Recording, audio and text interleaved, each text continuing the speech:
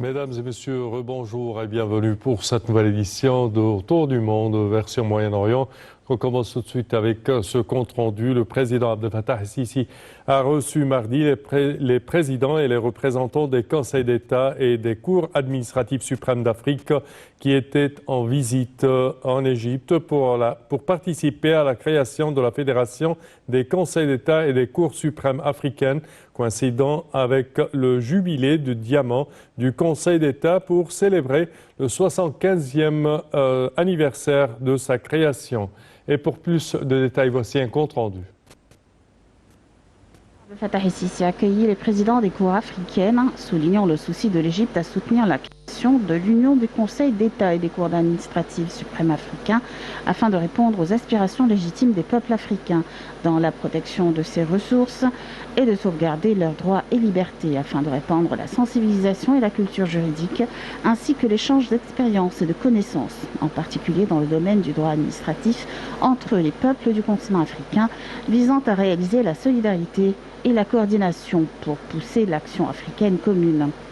Le président el-Sisi a également souligné que l'État a toujours été désireux de soutenir l'indépendance du pouvoir judiciaire, y compris la justice administrative, renforcer son rôle en croyant que la justice est le pilier de la société, la garantie de la paix et de la sécurité. C'est alors que la constitution égyptienne a affirmé cette indépendance en protégeant le pouvoir judiciaire et interdisant toute ingérence dans ses affaires, ainsi que respecter l'état de droit, consolider le droit et les valeurs de l'égalité et de l'équité, tout en signalant que la justice administrative est le gardien des droits et libertés publiques, qui assure la justice dans les actions de l'administration, ce que le Conseil d'État égyptien a tenu dès son premier jour en 1946 et jusqu'à présent. Pour sa part, le conseiller Omar Marwan a souligné l'importance de la création de l'Union des conseils d'État des cours suprêmes africaines pour renforcer la coopération et l'échange d'expériences dans les domaines de la justice administrative entre les pays africains frères. Le conseiller Mohamed Hossein Eddine a souligné pour sa part que la mise en place de cette entité juridique renforçait le profit des outils d'influence égyptienne institutionnelle et humaine dans la promotion des relations avec les pays africains frères. Les participants ont exprimé leur honneur d'avoir rencontré le président de la République, faisant l'éloge du rôle vital de la mise en place de l'Union des conseils d'État des cours suprêmes africaines en tant que l'un des importants mécanismes de coordination qui vise à construire une seule base juridique sur le continent africain, notamment par l'organisation et le développement de la coopération entre les organes judiciaires administratifs des pays africains, ce qui reflète la position ferme de l'Égypte, sous la direction du président el-Sisi, à l'égard de l'Afrique en tant que centre pivot pour maximiser le système du travail collectif entre leurs pays.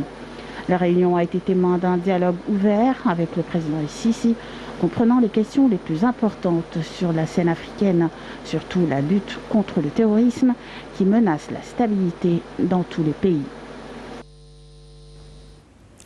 Et le gouvernement de Tripoli, chers téléspectateurs, a mis en échec mardi une tentative d'un Premier ministre rival soutenu par Khalifa Haftar de s'emparer du pouvoir dans la capitale libyenne au prix de plusieurs heures de combats entre groupes armés.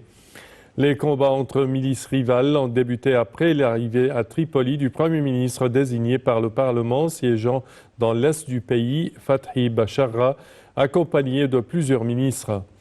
Après plusieurs heures d'échanges de tirs, le service de presse de M. Bacharra a indiqué dans un communiqué que ce dernier et ses ministres avaient quitté Tripoli pour préserver la sécurité des citoyens.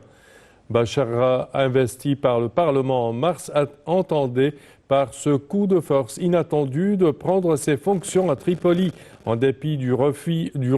de l'exécutif actuel, dirigé par Abdelhamid Dbeiba, de céder le pouvoir avant la tenue d'élections.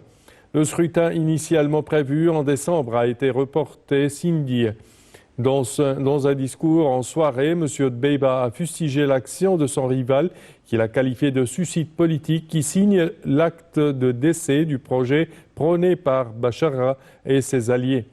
La conseillère spéciale du secrétaire général de l'ONU pour la Libye, Stephanie Williams, a appelé à la retenue en soulignant sur la nécessité absolue de s'abstenir de toute action provocatrice.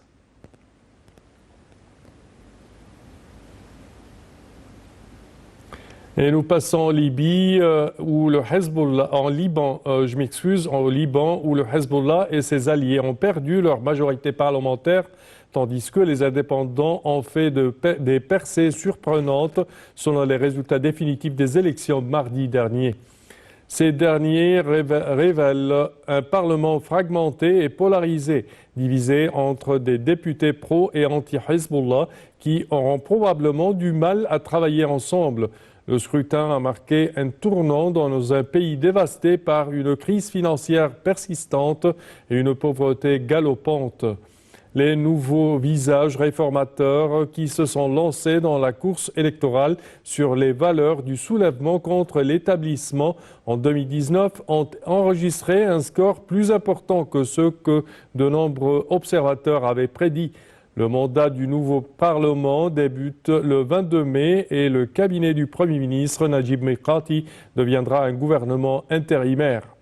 La nouvelle Chambre devrait élire un nouveau président en l'absence de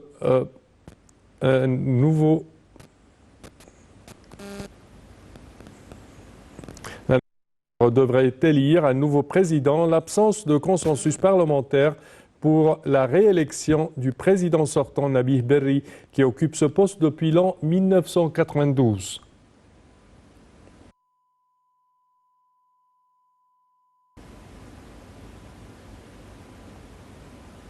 Et l'autorité palestinienne a réitéré son appel à l'Union européenne pour qu'elle fournisse sans condition l'aide promise.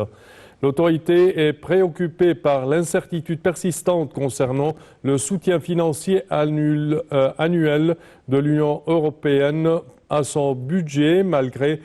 plusieurs réunions avec de hauts responsables de l'Union européenne au cours des derniers mois. Le Premier ministre palestinien Mahmoud Shteha, qui s'est entretenu la semaine dernière à Bruxelles avec le haut représentant de l'Union européenne pour les affaires étrangères et la politique de sécurité, Josep Borrell, a exhorté le bloc à accélérer le transfert de son soutien financier suspendu depuis 2 ans.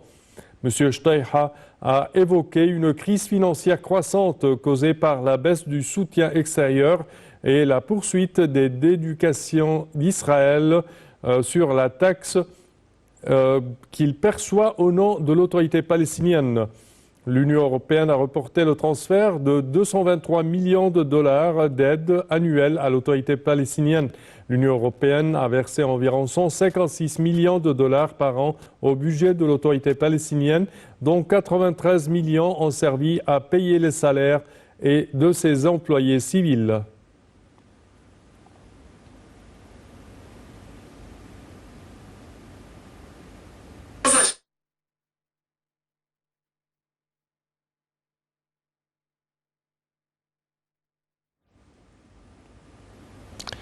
Et la Commission européenne a adopté une déclaration conjointe sur un partenariat stratégique avec le Golfe afin d'élargir et d'approfondir la coopération de l'Union européenne avec le Conseil de coopération du Golfe, le CCG et ses pays membres. La déclaration aborde une série de sujets politiques clés et présente des propositions concrètes pour une coopération renforcée entre l'Union européenne et le CCG en matière d'énergie, de transition verte et de changement climatique, de commerce et de diversification économique, de stabilité régionale et de sécurité mondiale. Elle évoque également une collaboration sur les défis humanitaires et les développements, ainsi que les rapprochements entre les citoyens.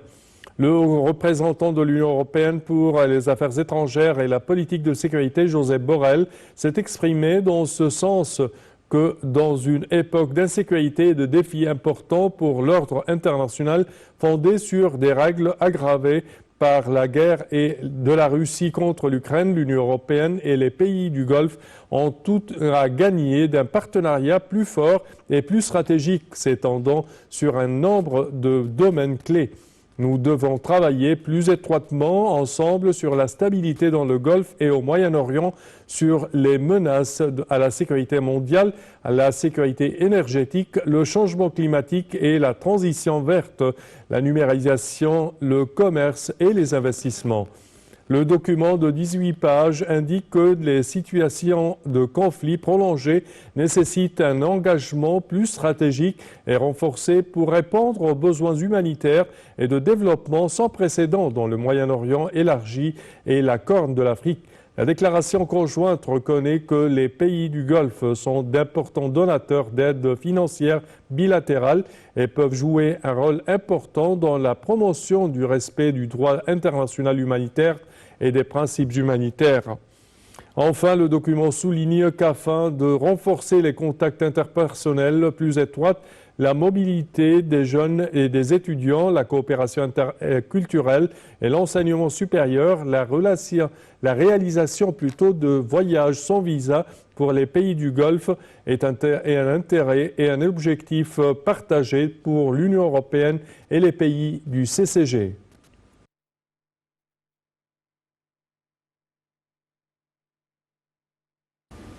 Et l'émissaire de l'ONU en Irak, Janine Hennis-Plasschaert, a exhorté mardi la classe politique irakienne à sortir de l'impasse institutionnelle dans laquelle le pays est plongé depuis plus de 7 mois, mettant en garde contre le risque de débordement populaire.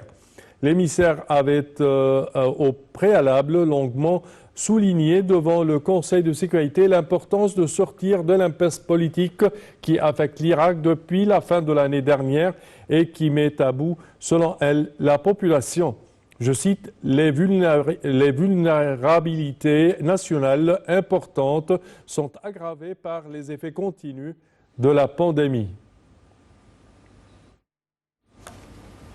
Et c'est ainsi, chers téléspectateurs, que prend fin notre édition d'aujourd'hui de Autour du monde, version Moyen-Orient. Merci de votre attention et au revoir.